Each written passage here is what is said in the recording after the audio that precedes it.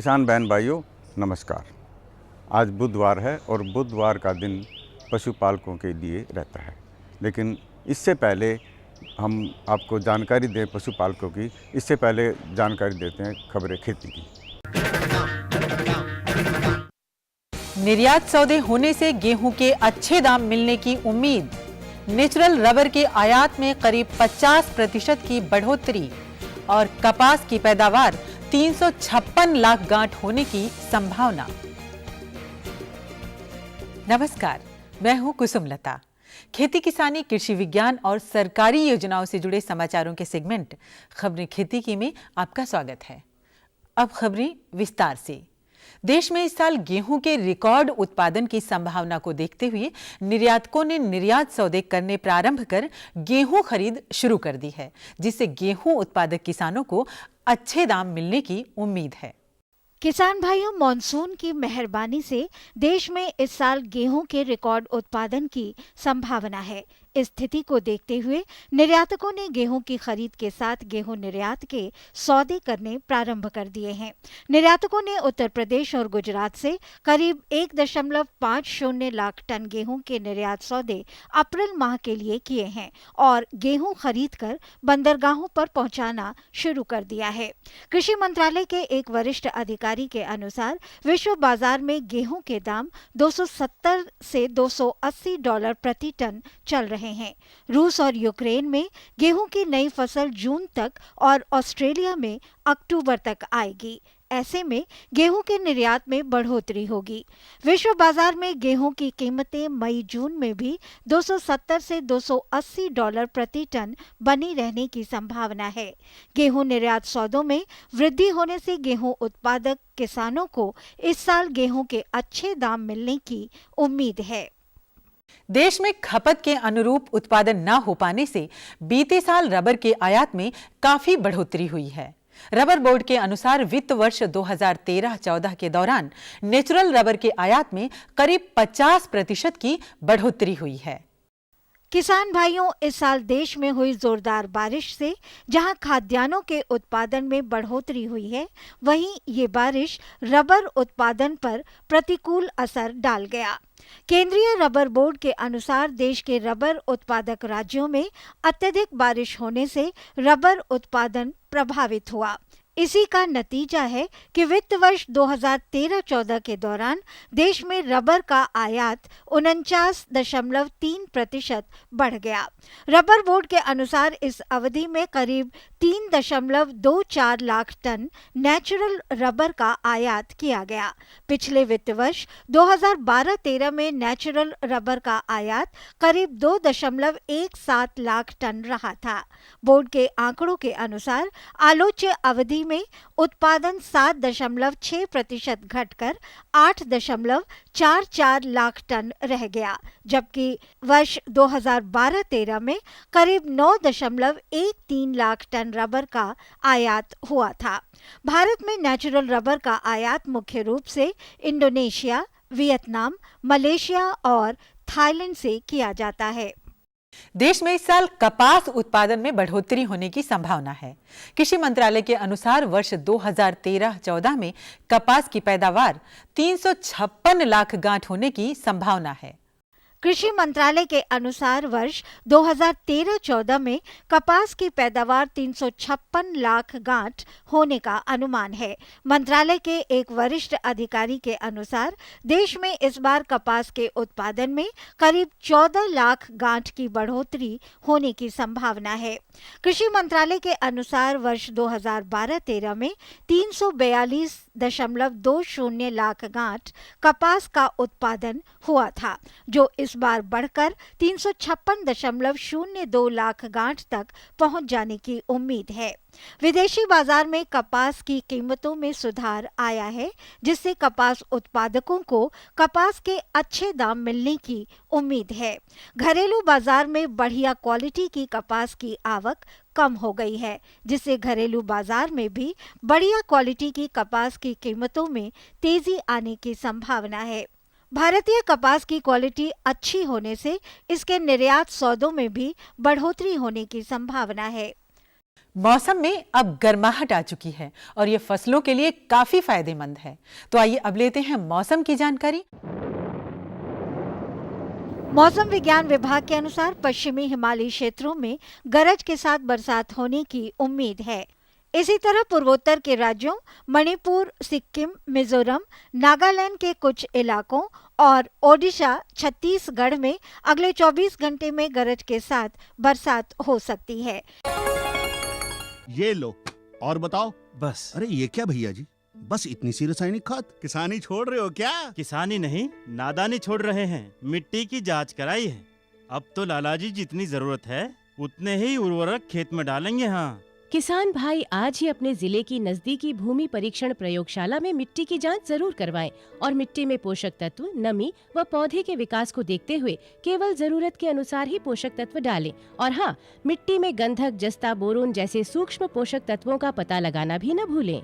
उर्वरक और जैविक खाद के सही उपयोग से भूमि का उपजाऊपन बनाए रखें, उत्पादकता बढ़ाएं, खर्चा घटाएं और बहुमूल्य विदेशी मुद्रा बचाने में भी सहयोग दें। और हाँ, धीमी गति से नाइट्रोजन उपलब्ध कराने वाले उर्वरकों जैसे नीम लेपित यूरिया को प्राथमिकता दें और यूरिया का पत्तों पर छिड़काव करें। अरे वाह, तू तो सचमुच समझदार हो गया रे। अधिक जानकारी के लिए संपर्क करें जिला कृषि अधिकारी या किसान कॉल सेंटर।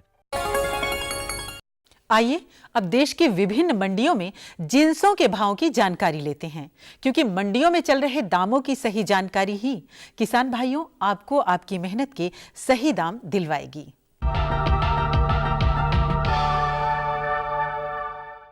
शुरुआत करते हैं देश की विभिन्न मंडियों में जिंसों के भाव से। चावल असम के कछार में न्यूनतम मूल्य 3000 से अधिकतम मूल्य 3500 रुपये प्रति क्विंटल। जम्मू और कश्मीर की जम्मू में 3800 से 3900 रुपये और वहीं झारखंड के लोहरदगा में 2400 से 2500 रुपये प्रति क्विंटल रहा। धान छत्तीसगढ़ के कासडोल में न्यूनतम मूल्य 1310 से अधिकतम मूल्य 1345 रुपये प्रति क्विंटल। तमिलनाडु के मदुरई में 1550 से 1710 रुपये और वहीं उत्तर प्रदेश के फैजाबाद में 1300 से 1340 रुपये प्रति क्विंटल रहा। सरसों तेल झारखंड के लोहरदगा में न्यूनतम मूल्य 9000 से अधिकतम मूल्य 9500 रुपये प्रति क्विंटल। उत्तर प्रदेश के बुलंदशहर में 6900 से 7100 रुपये और वहीं पश्चिम बंगाल के पुरुलिया में 9333 से 9400 रुपये प्रति क्विंटल रहा। अब एक नजर डालते हैं फल सब्जियों के भाव पर। अंगूर महाराष्ट्र के मुंबई में न्यूनतम मूल्य 2500 से अधिकतम मूल्य 4000 रुपये प्रति क्विंटल। पंजाब के जगरांव में 5000 से 5500 रुपये। उत्तर प्रदेश के हाथरस में 3650 से 3850 रुपये प्रति क्विंटल रहा। बैंगन गुजरात के सूरत में न्यूनतम मूल्य 500 से अधिकतम मूल्य 800 रुपये प्रति क्विंटल। हिमाचल प्रदेश के कांगड़ा में 1300 से 1400 रुपये और वहीं झारखंड के लोहरदगा में 1500 से 2000 रुपये प्रति क्विंटल रहा। टमाटर हरियाणा के उकलाना में न्यूनतम मूल्य 800 से अधिकतम मूल्य 1200 रुपये प्रति क्विंटल रहा। महाराष्ट्र के जलगांव में 400 से 600 रुपये और वहीं मेघालय के शिलोंग में 1800 से 2200 रुपये प्रति क्विंटल रहा। खबरें खेती की में आज बस इतना ही। कृषि दर्शन कार्यक्रम में और अधिक रोचक व ज्ञानवर्धक जानकारियों के लिए देखते रहिए कृषि दर्शन। खुशबू की फुहार में, स्वाद की बहार में, तरक्की की तानों में, खिलती मुस्कानों में, हरे भरे पौधों में, बड़े बड़े सौदों में, मधुर भिनभिनाहट में, खुशियों की आहट में। NHM बागवानी मिशन, हमारी चाहत आपकी मुस्कुराहट।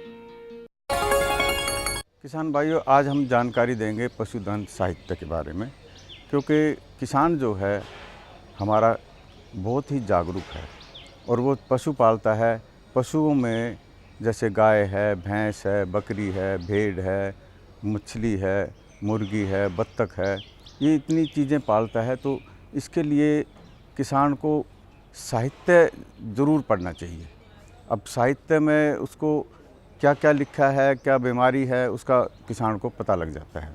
तो इसी के बारे में हम आपको जानकारी दे रहे हैं, विशेषज्ञ से बातचीत करा रहे हैं, कुलदीप शर्मा।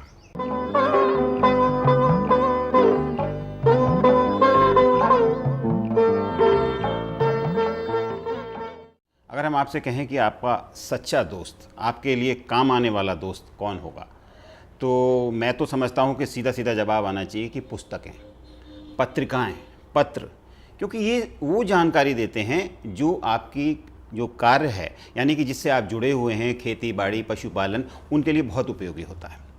अब आप अगर बात करें पशुपालन की, तो निश्चित तौर पर पशु जो है आपके परिवार का एक सदस्य है। हर किसान के पास एक ना एक पशु ज़रूर होता है। जो पूरी तरीके से पशुपालक हैं उनके पास तो बहुत से पशु होते हैं, लेकिन अगर समय रहते पशुपालन की, मछली पालन की, कुक्कुट पालन की, बत्तख पालन की, इस सब की अगर जानकारी आप ले लें, और वो भी ऐसी जानकारी जो आपके हाथ में है कि जब चाहे जब पलटी और उसकी जानकारी ले ली, तो निश्चित तौर पर आपका जो व्यवसाय है वो पूरी तरीके से फलेगा फूलेगा। अब एक बात ये भी आती है कि ये प्रकाशन आपको मिलेंगे कहाँ से? बहुत महंगे होंगे? नहीं, ऐसा कुछ नहीं है। ये प्रकाशन बहुत सस्ते हैं और आपको उपलब्ध भी हो जाएंगे। मैं आपको अभी शुरू में ही बता दूं कि जब हमारे ये कार्यक्रम है उसकी जब समाप्ति होगी तो हम आखिर में आपको वो पता बताएंगे जिससे कि आप ये प्रकाशन मंगा सकते हैं। तो हम आज बात करेंगे कि पशुपालन से संबंधित कौन कौन से ऐसे महत्वपूर्ण प्रकाशन हैं जो आपके लिए काम आ सकते हैं। और इस बात की जानकारी लेने के लिए हम जा पहुँचे हैं भारतीय कृषि अनुसंधान परिषद के कृषि ज्ञान प्रबंध निदेशालय के परियोजना निदेशक डॉक्टर रामेश्वर सिंह जी के पास। तो डॉक्टर रामेश्वर जी, सबसे पहली बात तो ये आती है कि जो हमारे पशुपालक हैं वो ये चाहते हैं कि एक तो उनको घर बैठे प्रकाशन मिल जाए, दूसरी बात है कि कृषि प्रकाशन जो भी हों पशुपालन से जुड़े हुए वो उनकी अपनी भाषा में हो और सहज ग्रहण भाषा हो और सस्ते भी हों। तो आप इस दिशा में क्या कर रहे हैं? भारतीय कृषि अनुसंधान परिषद है जी, ये हमारे रिसर्च के अतिरिक्त जो रिसर्च की जानकारी है, जो विषय वस्तु है, उसको अपने पाठकों तक या किसानों तक पहुंचाने के लिए प्रयासरत है। इसमें हमारी विभिन्न विषयों पर पुस्तकें हैं, जर्नल्स हैं, टेक्निकल मैगजीन्स हैं, वेबसाइट पे भी जानकारी है, वीडियो फिल्म्स भी हैं और सीडी भी हैं। तो जिस पाठक को या जिस किसान को या जिस उद्यमी को जिस तरह का माध्यम चाहिए वो हम उन्हें प्राप्त करा सकते हैं। पुस्तकों में जैसे आपने कहा, हमारी सबसे मुख्य पुस्तक इसमें है hand book of animal husbandry. ये हमारा चौथा एडिशन इसका निकल चुका है, रिवाइज्ड एडिशन, और ये पुस्तक मैं दिखाना चाहूँगा दर्शकों को।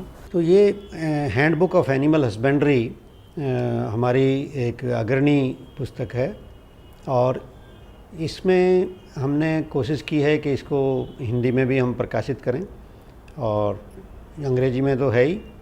इसका अनुवाद हमने हिंदी में निकाला है जो कि 2 भागों में प्रकाशित हुआ है। और जानकारी इसमें तमाम जो हमारे एक्सपर्ट्स हैं देश में, चाहे वो यूनिवर्सिटीज़ में हों, चाहे गवर्नमेंट डिपार्टमेंट्स में हों, चाहे हमारे भारतीय कृषि अनुसंधान परिषद के वैज्ञानिक हों, उन सब की जानकारी से ही ये संकलित की गई है। ये एक लेखक द्वारा लिखी हुई पुस्तक नहीं है। और इसमें हम भारत में जो लाइव स्टॉक इंडस्ट्री है, लाइव स्टॉक सेक्टर है, पशुपालन का जो हमारा एक अपना कार्य क्षेत्र है, उसकी संपूर्ण जानकारी पहले चैप्टर में हम देते हैं कि हम कहाँ पे हैं। जैसे भारत इस समय दुनिया में सबसे पहले नंबर का दूध उत्पादक देश बन गया। इसी के साथ साथ हमने इसमें चाहे वो डेयरी से संबंधित जानकारी हो, चाहे भेड़ पालन से संबंधित हो, ऊँट पालन से हो, सूकर पालन से हो या कुक्कुट पालन से संबंधित हो, ये सारे चैप्टर्स इसमें उसको जानकारी कवर करते हैं। और किसान जो पढ़े लिखे हैं, जो पुस्तकें पढ़ सकते हैं, वो अवश्य ही इनका लाभ उठा सकते हैं। इसमें भाषा सरल रखी जाती है और इन्फॉर्मेशन जो दी जाती है उसके साथ साथ में दूसरे रिसोर्सेज के बारे में भी इसमें उल्लेख किया जाता है कि अगर अधिक जानकारी चाहिए तो आप दूसरे ऑनलाइन रिसोर्सेज हैं या कहीं पर भी वो इन्फॉर्मेशन अवेलेबल है, उसका भी इसमें उल्लेख किया जाता है। डॉक्टर रामेश्वर जी, एक बात ये आती है कि जो हमारा पशुपालक है, निश्चित तौर पर कुछ पशुपालक तो ऐसे हैं कि वो आय के अतिरिक्त स्रोत के रूप में कभी भैंस पालन करते हैं, कभी बकरी पालन करते हैं, और कुछ ऐसे हैं कि जो सीधा मूल रूप में करते हैं। मैं जानना चाहूँगा कि जिसको भी ये शुरुआत करनी हो उसके लिए आपके पास क्या क्या प्रकाशन है? जैसे आपने पूछा शर्मा जी कि हमारे कृषक भाई जो हैं, किसान भाई जी, वो या तो भैंस पालन करते हैं या बकरियां रखते हैं या कहीं भेड़ रखते हैं या सूकर पालन करते हैं, तो उनको अपने ही विषय में जानकारी चाहिए, ना कि पूरा। जैसे मैंने पहले बताया कि हैंडबुक में समुचित जानकारी है, तो ये विशेष पुस्तकें भी हमारे पास उपलब्ध हैं और इनमें भैंस पालन बहुत लोकप्रिय रही है, इसी तरह बकरी पालन और भेड़ पालन, शीप प्रोडक्शन अंग्रेजी में भी है। तो ये तमाम पुस्तकें हमारी बहुत कम कीमत पर और बहुत सरल भाषा में लिखी गई हैं। इनमें जो कैटलॉग है वो आप ये लिस्ट देख सकते हैं और ये पुस्तकें हमारे से प्राप्त कर सकते हैं। अभी रिसेंटली हाल ही में हमने जो हमारा कृषि अनुसंधान सिस्टम है पूरे देश का, जिसमें हमारे संस्थान हैं आईसीआर के या हमारे कृषि विश्वविद्यालय हैं, उनमें जितनी नई तकनीकियाँ बनी हैं उनका एक संकलित प्रकाशन हमने निकाला है। और एनिमल साइंस की जो टेक्नोलॉजीज़ हैं उनको हमने एक पुस्तक में अलग से संकलित किया है। ये मैं कहूँगा कि उद्यमियों के लिए और दूसरे किसान भाइयों के लिए भी बहुत ही उपयोगी हैं। जी जी। इनमें से काफ़ी तकनीकियाँ हमारी कमर्शियलाइज हो चुकी हैं, जिनको कि व्यवसायियों ने अपनाया है और जो उनकी उत्पाद हैं या उनसे संबंधित जो भी उपयोग हैं उनको उन्होंने एक वाणिज्य व्यावसायिक तौर पर अपना लिया है। डॉक्टर रामेश्वर जी, एक बात है कि जो छोटे स्तर पर भी अपने को अपनाना चाहते हैं, जैसे कि मुर्गी पालन की बात हुई या फिर बत्तख पालन की बात हुई या फिर केंचुआ पालन की बात हुई, ये सारी चीज़ें ऐसी हैं जिनको हमारा किसान खेती के साथ साथ भी अपना सकता है। तो इसके लिए भी कोई जानकारी से भरपूर पुस्तकें हैं आपकी? शर्मा जी, जो छोटे किसान भाई हैं वो कुछ बर्ड्स रखना चाहते हैं, पोल्ट्री का काम करना चाहते हैं, या ख़ास तौर से हम कहते हैं बैकयार्ड पोल्ट्री का काम करना चाहते हैं, घर के पिछवाड़े में मुर्गी पालन जो है वो करना चाहते हैं, तो उनसे संबंधित जानकारी हमारी कुक्कुट पालन जो पुस्तक है उसमें मिलेगी। इसमें कहाँ से चूजे लें, कैसे उनको छोटी जब उनकी आयु होती है तब उनकी देखभाल करें चूज़ों की, फिर बड़े होने के बाद लेयर हैं या ब्रॉयलर हैं उनका आपने कैसे किस तरह का दाना और किस तरह की उनकी रोगों की रोकथाम करनी है, सारा प्रबंधन जो है वो उसमें बताया जाता है।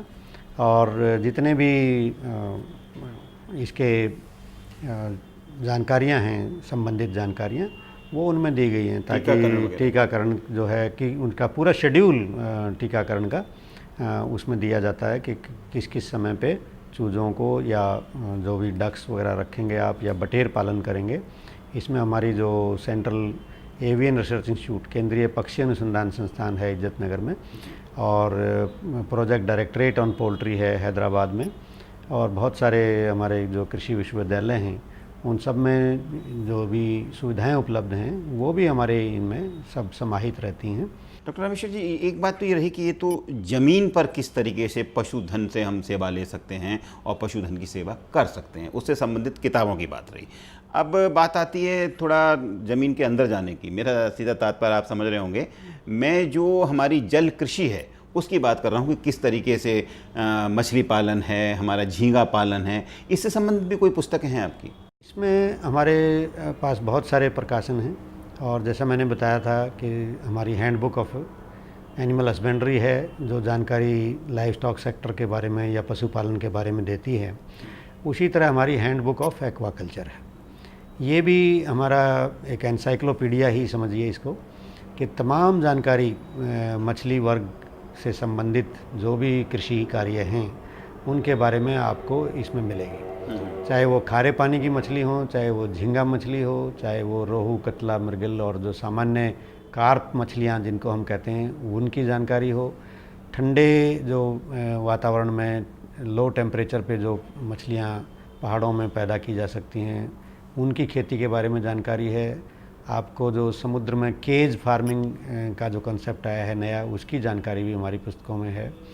तो ये एक सेक्टर है जो सी फूड और हमारे एक्वाकल्चर, फिशरीज़, इनसे संबंधित है। तो ये बहुत ही महत्वपूर्ण सेक्टर है और इसके ऊपर हमारी बहुत सारी स्पेशलाइज्ड पुस्तकें हैं, विशेष पुस्तकें हैं जिनका पाठक लाभ उठा सकते हैं। डॉक्टर सिंह साहब, जब बात ये आती है कि ये पशुधन हमारा इतना ख्याल रखते हैं, हमारे लिए इतने उत्पाद देते हैं, हमको इतनी पोषकता प्रदान करते हैं, तो ये ज़रूरी नहीं हो जाता कि हम भी उनको पोषण देने की दिशा में कुछ कदम उठाएं और इस दिशा में कोई खास प्रकाशन हो आपकी? शर्मा जी, पशु आहार का बहुत अधिक महत्व है पशुपालन में, क्योंकि जो हमारी लागत आती है पशुधन उत्पादन में, चाहे वो दूध उत्पादन हो, चाहे ऊन उत्पादन हो, चाहे मीट उत्पादन हो, उसमें जो आहार है 70 से 80% जो खर्च है हमारा वो पशु आहार पर ही होता है। तो पशु आहार में को कैसे हम इकोनोमाइज़ कर सकते हैं, यानी कि कम लागत में अच्छा दाना, पशु दाना हम घर में बना सकते हैं, और कैसे पशुओं को कितना दाना उपलब्ध कराएं, कितनी प्रोटीन उसमें होनी चाहिए, कितनी उसमें जो एनर्जी कहते हैं हम वो होनी चाहिए, ऊर्जा जिसको कहेंगे हिंदी में। तो ये कैसे बनाए जा सकते हैं और किन पशुओं की कितनी रिक्वायरमेंट है, आवश्यकता है, वो दुधारू पशु हैं या खेत में काम करने वाले पशु हैं या बोझा ढोने वाले पशु हैं या ऊन उत्पादन वाले पशु हैं या हमारी मछलियां हैं या हमारे कुक्कुट हैं। इन पर अभी हमारे अनुसंधान परिषद ने एक विशेष पब्लिकेशन की 10 पुस्तकों की एक सीरीज़ प्रकाशित की है, और ये सीरीज़ केवल पशु पोषण पर ही और पशुओं की जो पोषक तत्वों की जो आवश्यकता है उनको कैसे पूरा कर सकते हैं और किस किस को कितना चाहिए, वो हमारे पास अभी हमने प्रकाशित की है। और इसकी बहुत अच्छी हमें डिमांड जो है या ऑर्डर्स मिले हैं जगह जगह से, और ये भी बहुत कम कीमत पर हमने इसको रखा है। तो भारत में ये पहली बार इस तरह का प्रयास हमारे कृषि अनुसंधान परिषद ने किया है कि जितनी भी लाइव स्टॉक स्पीशीज़ हैं हमारी, चाहे वो गाय भैंस हों, चाहे ऊँट हों, चाहे घोड़े हों, चाहे इसमें हमने कुत्ते और बिल्लियों को भी, जो कि हमारे कंपेनियन या पेट एनिमल्स हैं, हमारे दोस्त पशु हैं, उनको भी हमने शामिल किया है। तो मेरे ख्याल से कुछ भी इसमें छूटा नहीं है, और ये आप किसान भाई और दूसरे विद्यार्थी और हमारे वैज्ञानिक भी इसको बहुत ही लाभदायक पाएंगे। तो निश्चित तौर पर डॉक्टर रामेश्वर सिंह जी, पशुधन संपदा को जिस तरीके से आप एक मददगार साबित हो रहे हैं और आपने कई प्रकाशन इस दिशा में किए हैं और सस्ते भी किए हैं, किसानों तक पहुंच रहे हैं, तो ये जो आपने महत्वपूर्ण जानकारी दी उसके लिए आपका बहुत बहुत धन्यवाद। आपका भी बहुत बहुत धन्यवाद शर्मा जी, नमस्कार। तो देखा आपने कि भारतीय कृषि अनुसंधान परिषद पशुपालन से जुड़े हुए हर विषय पर जानकारी देता है, यानी छोटे पशु की बात हो, बड़े पशु की बात हो, पक्षियों की बात हो, मछलियों की बात हो, सबसे संबंधित पुस्तकें यहाँ उपलब्ध हैं। और जैसा कि मैंने आपसे शुरू में ही कहा था कि कागज़ कलम तैयार रखिएगा, तो आप सोच रहे होंगे कि हम ये सब प्रकाशन मंगाएंगे कैसे। तो इसके लिए आप यहाँ के निदेशालय का पता नोट कर लीजिए, क्योंकि मैं यहाँ पहुँचा हूँ, इसलिए मैं यहाँ से पूरी तरीके से बाखबर हूँ। और नोट करिए, ये पता जो है यहाँ का वो है व्यवसाय प्रबंधक, कृषि ज्ञान प्रबंध निदेशालय, भारतीय कृषि अनुसंधान परिषद, कृषि अनुसंधान भवन, पूसा, नई दिल्ली 11012। और हाँ, अगर आप वेबसाइट पर सीधी जानकारी लेने चाहते हैं तो यहाँ की वेबसाइट को भी नोट कर लीजिए, www.icar.org.in। और अगर फ़ोन से संपर्क करना चाहें तो फ़ोन से संपर्क के लिए आप फ़ोन नंबर लिखिए 011-2584-3657। जो दिल्ली के बाहर के दर्शक हैं, कृपया करके 011 अवश्य मिलाएं।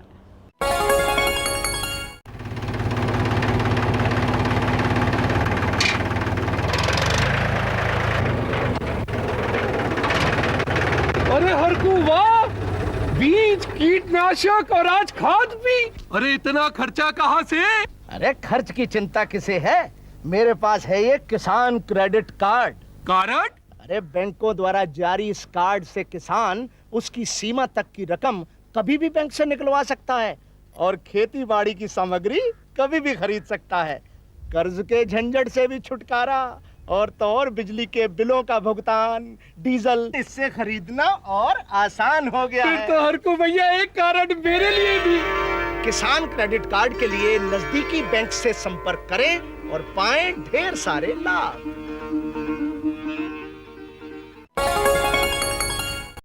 आपको हमारा कार्यक्रम कृषि दर्शन कैसा लगा? अपने सुझाव, प्रतिक्रियाएं एवं सवाल हमें इस पते पर भेजें। कृषि दर्शन, कमरा नंबर 10, CPC दूरदर्शन, खेलगांव, नई दिल्ली 1100049।